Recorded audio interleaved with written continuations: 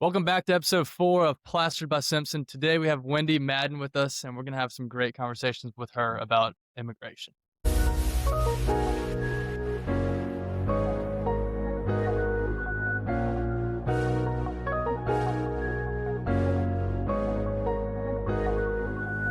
Wendy, I'm super glad you're here. Obviously, you and I have known each other for a long time. And your specialty is obviously in law and in immigration. And so today we're going to kind of play around with that a little bit. But I want to start with, first off, give us kind of your background. I know you came from Guatemala over. You were just telling us some good stuff on it anyway. Tell us kind of your background and how you got to where you are. So thank you very much, and thanks for the opportunity of being here with you guys. Absolutely.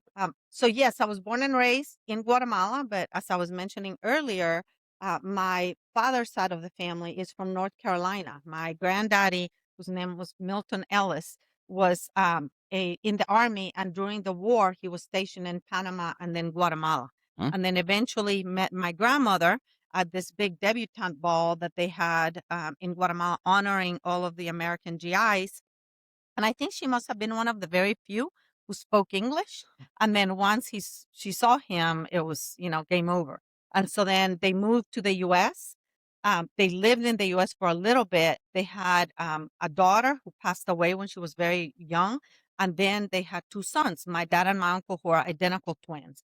But my grandmother had a liver illness. And so they moved back to Guatemala when my dad was about 5 years old.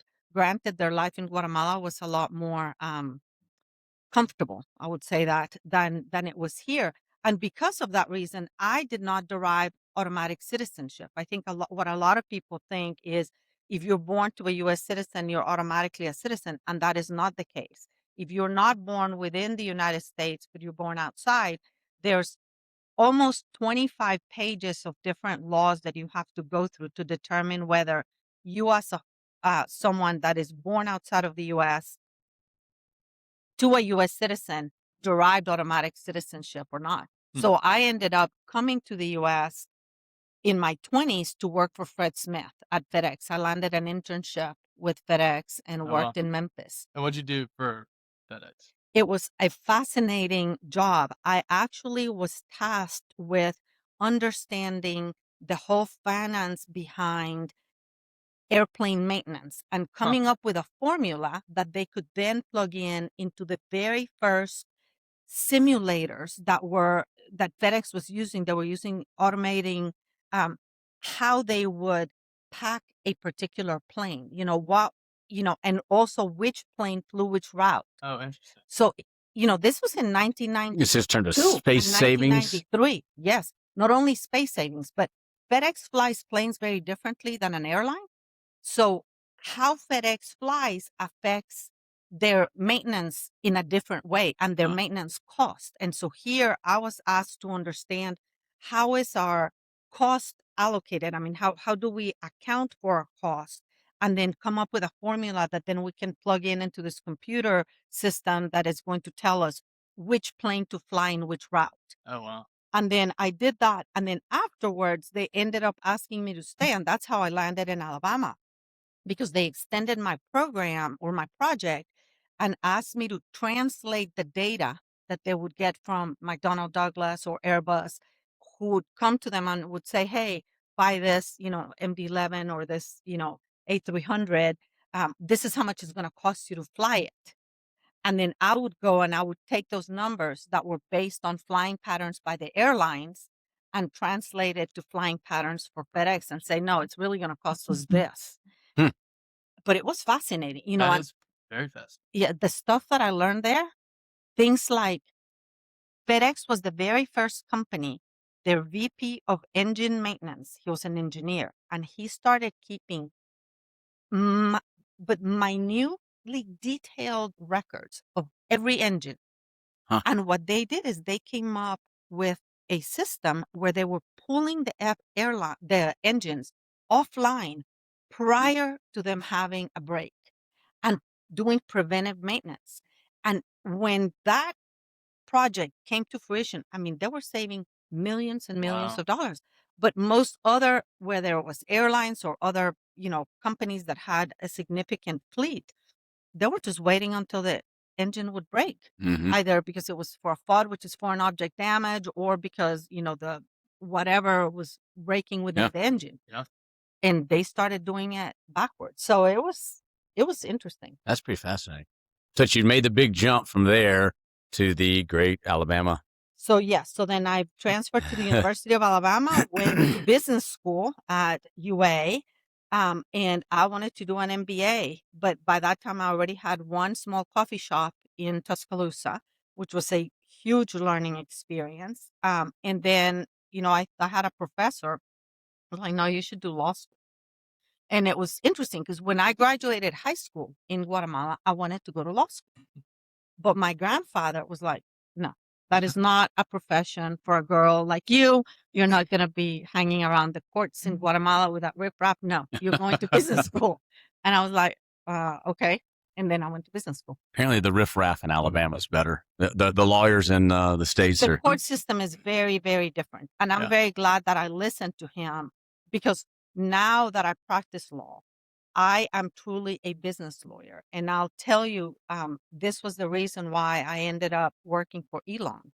And it's because I am a firm believer that business trumps law every single day. Mm. My job as a lawyer is to help you find a legal solution to your business problem, or to make sure that your business problem does not also become a legal problem from a compliance standpoint. But American business owners are wickedly smart. I mean, that's why we have the best country in the world. That's why everyone wants to come and do business here. Yeah. Since you said that, I have always found it really interesting that one of the hardest things to find as a business owner is a just generalized business lawyer, not a specialist, not a team, but just a person like yourself that understands business, understands law, and understands there is a crashing of the two pieces together somewhere along the way, and you got to navigate that line. Again, you don't want to get in trouble. At the same time, you got to be smart and you got to be competitive. Correct. So And I think that that's the key, right? And I think as a business lawyer, one of the biggest things that you do is you help the business owner navigate risk and become comfortable with risk. And, when I started practicing law, I started practicing law here in Birmingham with the big law firm. So I was first at Lang Simpson, which was a phenomenal law firm. And then they merged and I moved to Balch Bingham, and I love Balch, and I practiced there for many years. Then I went to Baker Donaldson, and I was there for maybe about a year and a half. Had the privilege of working with Robert Devine, who was one of the first general counsels for USCIS, and also with Joe Whitley, who was the very first general counsel for the Department of Homeland Security. So when President Bush creates DHS, Joe Whitley is their first lawyer. And so, practicing with those kinds of lawyers. Well, and for us, the tie back to Baker Donaldson is Ed Myerson was there. Exactly. And if there was a guru of construction law for probably 30 years, Yep. Ed Myerson was your guy. Yeah. And he was amazing because he could represent the GCs and the subs and somehow or another make it all work. Yes. And it was, I was learning with that because I was always very tied, because so much of my work has been not just on the benefit side, which if you look at the benefit side, that is the visas, right? Moving the talent, mostly bringing the talent to the U.S.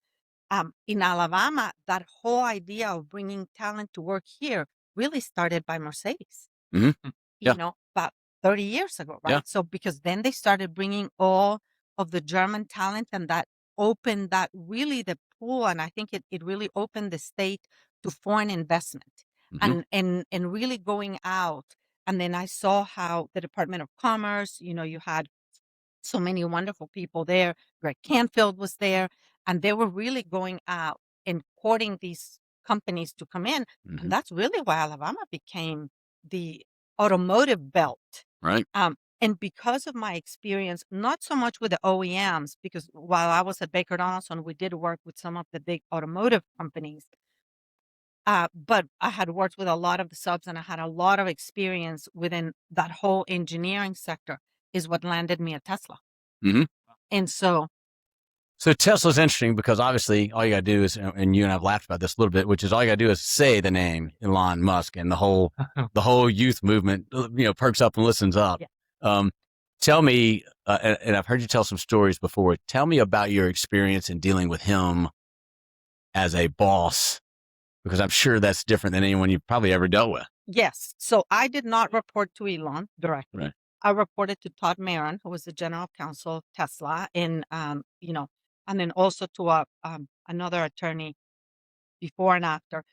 But the whole mentality, right? I mean, I remember even my interview. My interviews were 1 day of interviews on site, 30 minutes each. And as each interview is progressing, they're doing on the background. I mean, you don't know it, but they're basically saying yeah or nay. I mean, but it's a very quick. And then at the end of that, you have what it's called a ghost interviewer, meaning you don't know that they're going to interview you. But if you've passed everyone else, they're the decision maker. And the decision is going to be made right then and there.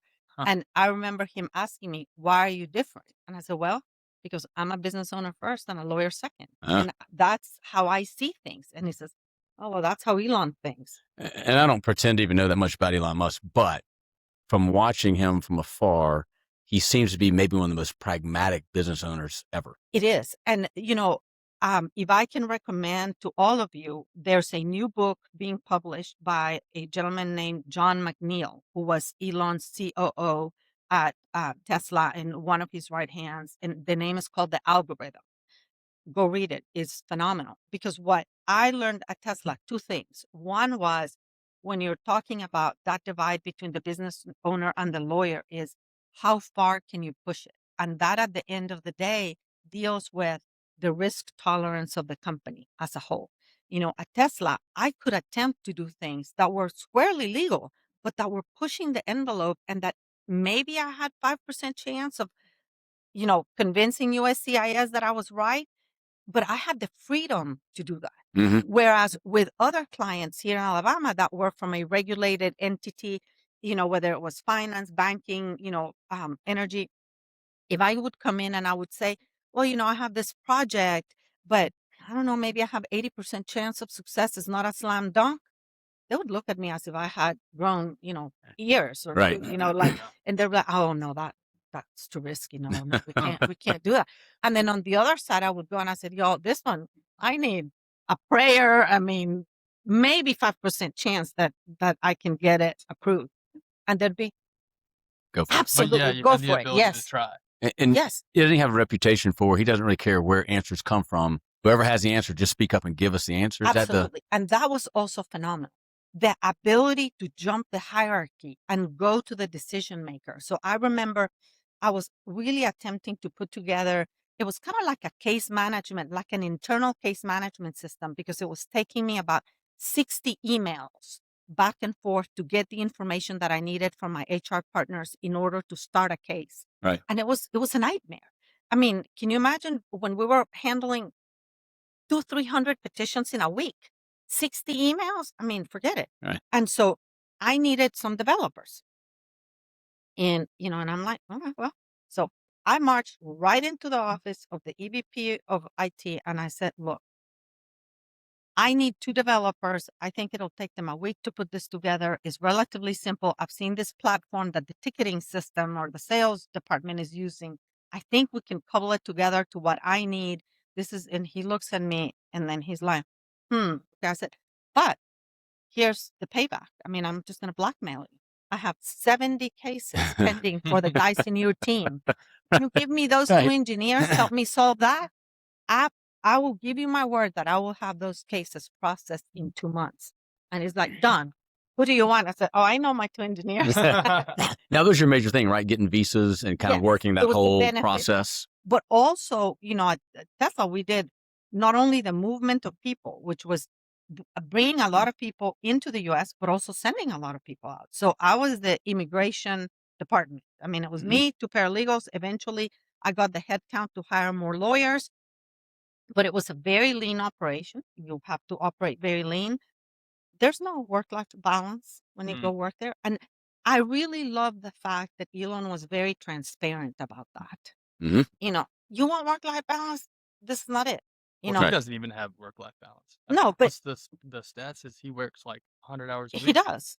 But that's the expectation, right? As an employee. But I never felt discriminated because I was a female. My voice counted just like everybody else. I agree with you. I mean, in the very few meetings that I was where he was also present, I mean, your voice counted if you had something real and substantive to say. hmm But you better knew what you were talking about. There was no fluff in there. Yeah. And if you wanted to say fluff, or if you spoke the um get your head chopped off word, which is that's why that's how we've always done it, which is the death knell at Mhm. any of his companies, unless you have a substantive reason for why you've always done it that way. I mean, Mhm. there's a reason why the wheel is round, right? Right. Yeah. But if you just say, well, that's how it is because that's how we've always done it, but you've never had the forethought of questioning everything, which is what this book, The Algorithm, teaches you, hmm is question everything. Is that really needed? Yeah. And I think as lawyers, we also are very guilty of that. Like when I look at contracts, I'm like, really? Do we have to throw all of those? Well, it's in the event of. hmm But I also even see now when I put my business owner hat on and I look at these contracts, I go like, man, that contract basically says you don't want to do business with me. Yeah. Every contract I sign from a construction standpoint has 10 or 12 clauses that I just read and I just go, I can't believe that I'm gonna have to sign some version of this. Even if I don't sign that one, I have to sign a version of it. And my favorite part is almost every general contractor on the other side always has the same thing to say, like, we never use that clause. I can't change it. Can't change the boilerplate, take but it we out. never use But that is the clause. lawyer, and I've gone back, one of the hardest and most expensive contracts that I have ever put together. And I'm talking about the amount of legal time that it went into preparing that contract is a 2-page subcontract that I was able to put together for one of my clients that has a lot of Hispanic subs of subs, right? hmm That there was no way on earth we were going to get them to sign a 40-page subcontract. Right. Right. And so I had to go back to my colleagues at Balsh and I'm like, guys, bare bones. Bare bones was the first iteration, 12 pages. And I'm like, 12 pages. nobody's going to read 12 pages. And I'm not translating 12 pages into Spanish. Like, Right. I mean, but I'm telling you what it took to actually get it to that very basic. Down to 2 This is what I'm pages. going to do. This is what I'm going to pay you for. These are your responsibilities. These are mine. This is how much it's going to cost. I mean, just the Yeah. very basic. And even with that, it hasn't been that easy to get it signed. But Yeah. I mean, I'm it's a impressed lot anyone easier. signed it. Mhm. Um, Going back to you said you were in a couple meetings with Elon Musk. He's obviously a very efficient person. 30 How minutes how max. I was about to say, how did he run his meetings? 30 minutes max. And Really? the edict is that if you're in there, you're adding value or you're obtaining value. And that if not, you better be leaving. And that leaving that meeting is the respectful thing to do for the rest of it. Really? That being in a meeting when you're not adding anything or you're not learning anything, why? Because hmm and if you really think about it, it makes sense. Yeah. You're stealing time from something else productive that you could be doing. So you're stealing time Yeah. from the company. You're just adding space and weight. Yeah. So yeah. I think that's it's one thing that's interesting, that he has been able to do with these mega corporations, which is, small companies, we're efficient by nature because we have so much to do and they're not 20 people to share the load with. So you just got to figure out as efficiently as you can, get your little team to get everything done. Mhm. And that's what I think without a lot of forethought, the small companies are more efficient a lot of times than these mega corporations, but he's But been it's able to clean brilliant. that I up. mean, he does. I mean, they are nimble. If you have a chance, go listen. There's a podcast. There are podcasts or an interview with the CEO of NVIDIA, who Mhm. is talking about this chip. There's this mega chip, and that it takes a normal company about, I don't know, 3 years to deploy it or put it together, but that Elon did it in like a month or 2 months. I It's mean, so crazy. their ability to compress time, but I think also is because, first of all, the demand is insane. I mean, it is a pressure cooker. Right. And you see that, I guess the slightly negative side of that is that your top talent burns out quickly because hmm you cannot perform at that level for a sustained period of time. I mean, I Yeah. was there 2 years, and then after that, it was like, okay, I can't, Right. you know. And so you do have, and a lot of the top level directors, VPs, or EVPs that were there during my tenure um, are no longer there because they burnt out too.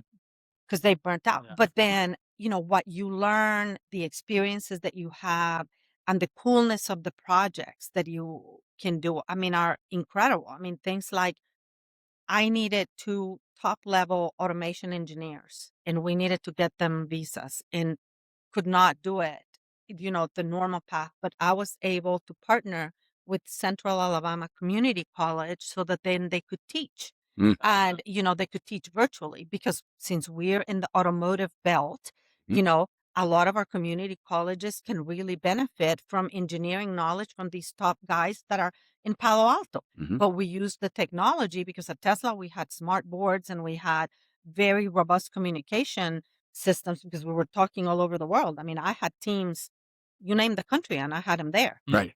And so, and I remember being there the first week, and somebody's like, well, Elon is going, I think they were going to the United Arab Emirates or Saudi Arabia, and there's a team of folks that are going, you need to help get their visas. And I'm like, uh, okay. And I'm thinking, okay, yeah, in a couple of months. And I said, no, that's next week. Yeah. So, Mm. and the question was not, can you handle it, but just handle it. Right. Right. Get it done. Get it done. I mean, That's it's ultimately everyone's Get it job done. is go get Within something the done. four squares of the law, but get it done. That Yeah. was it. And figure out a way to be as efficient. And I think the way that we were pushed to do that was question everything. Hmm. What is the absolute bare minimum that is required? Because when you basically distill every process to that bare minimum, you become much more efficient because then you have capacity to undertake many more other processes that are more complex, right? Hmm. And so, and I am beyond excited to see what they're going to do with this TerraFab, which is going to be the factory where they're going to be building chips that are going to power not only the cars, but also the robots. Where's that being built? I think it's going to be, I want to say Texas, Austin, Texas. Yeah, that's where. I mean, he's moved everything there anyway. everything. Yeah. Yes. Working with FedEx and with Mhm. Tesla, can you draw any middle ground between the two? Because they're both wildly successful. Visionaries, but visionaries. I mean, think of Fred Smith. Fred Smith led the deregulation, and he changed the way in which we ship things.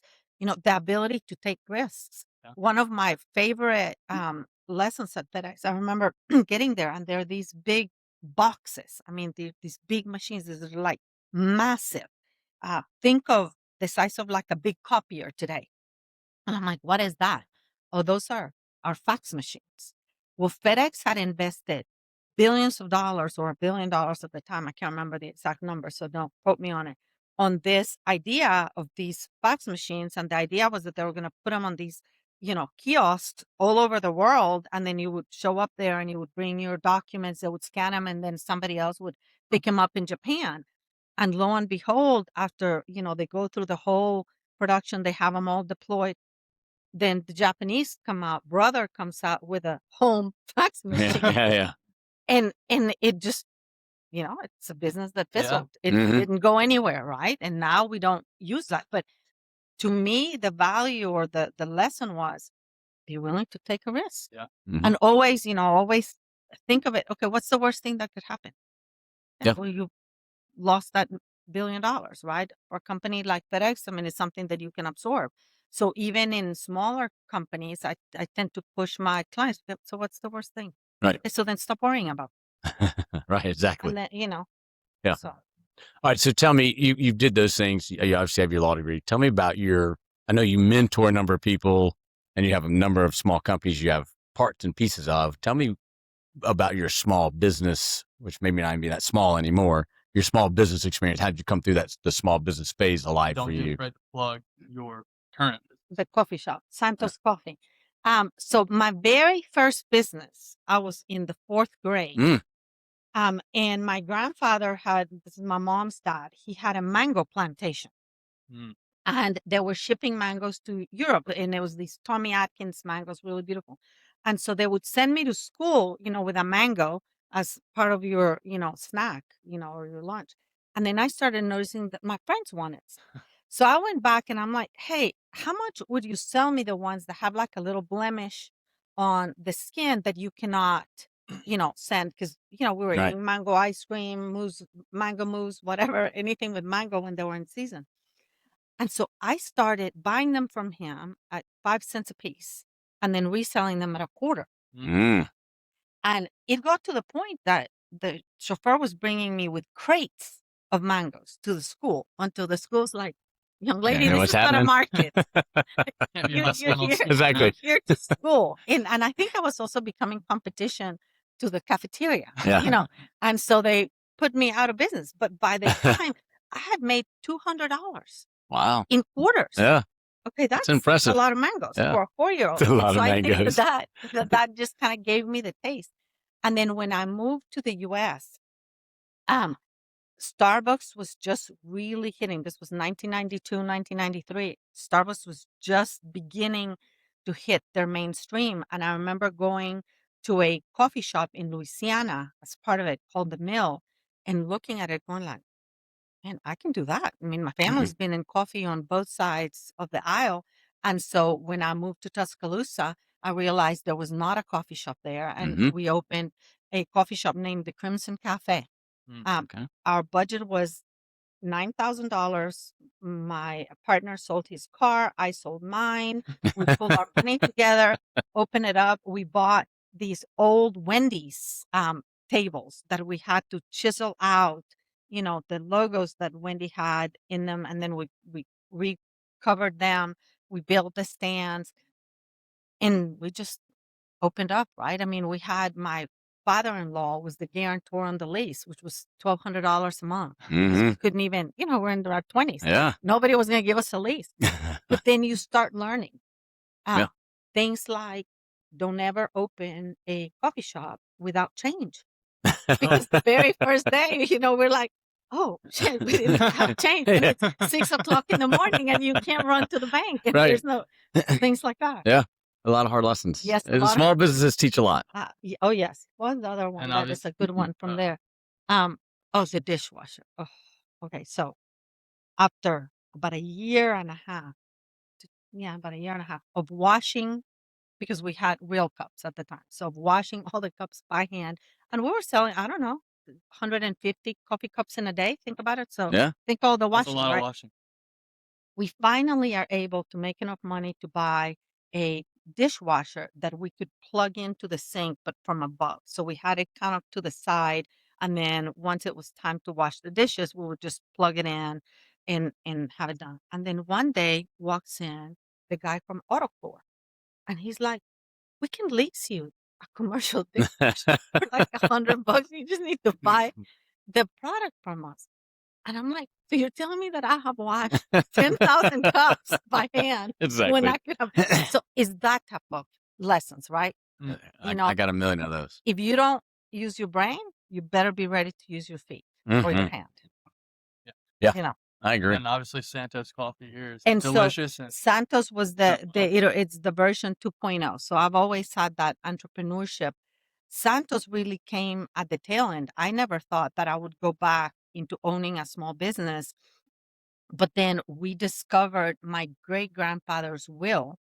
And we also discovered a bunch of letters among our grandmothers and recognized that they had rescued the farm from foreclosure in the 30s as women and became some of the very first female coffee farm owners in the region. oh wow. And so my sister and I were like, because I was ready to let the farms go because the Yeah. farms don't really make money. So did you grow up around the coffee farms? We grew up in the Okay. coffee In them. Oh, yeah. Yeah. I mean, I have pictures of me being 4 or 5 years old on top of a tractor Oh, wow. in like things that I would do, like the very, very few times that my grandfather really got mad at me and almost, sparked the lights out of me is when I would climb up and jump on the silos that were Mm. filled with Oh coffee. yeah. Hey, Yeah. how much fun, right? Yeah. But you end up with coffee beans all over. And he's like, you could drown in there. Uh-huh.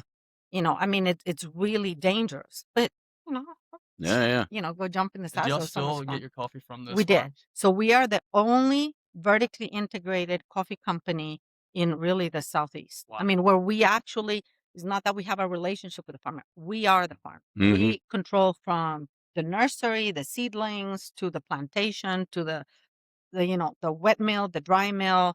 We're responsible. We're the stewards for the water, making sure, we're the stewards for having as little possible pollution into the environment. And our farms are still some of the only ones that have a canopy of trees. So if you come to our farms, we had a friend of ours from Alabama, a phenomenal archaeologist, Sarah Parkak, who's at UAB, Hmm. and she's also a bird watcher. And she's like, I cannot believe the number of species of birds. Hmm. And it's because we really do have, that The the canopy. shade, the canopy of trees. Huh. That's fascinating. That's growing up farming is a tough life. It is, but I do think that farmers are some of the noblest people. And I will tell you that whenever I feel stressed, or if I feel like just going and getting my hands in dirt, planting whatever, it can be just a pot with rosemary, Hmm. what it just brings me back down. I mean, so, and when I think of, well, what's the worst thing that could happen? Okay, fine. I'm just going to go grab a patch at the farm, and I'll have my vegetable, Hmm. and I'm going to buy me a cow, Yeah. and, and just Takes a lot of stress go off. back to yes. So I would tell you, I've often said that today's construction companies are the modern day farmer, Yes. because we're constantly, Growing things. praying and begging for a little more work, 'cause we need a little more work to make, to cover the overhead and the cost and to grow the company. But if you get too much work, you're in trouble. And so it's kind of like the farmer in the rain, like, Lord, I just need rain. And this starts raining, like, Lord, please let it stop raining. That's what I feel like we are as a company. We're always like, Lord, need a little bit of work. And then you start getting a lot of work and you start going, all right, I can't, I've got to make sure we don't take too much work. And so I often say we're the modern day farmers now in construction. And I love it. I mean, I think in a next life, if there's a next life, I would love to be like an engineer and build things. I've always been amazed by engineers, architects, builders. I mean, you have something so much tangible, Mhm. that we can utilize. And then there's also seeing all of the incredible advances that we have. Hey guys, if you haven't already, follow us on all the social media platforms. And thanks for watching episode 4 today. Please like, comment, subscribe. Everything you do helps us keep going. Thanks.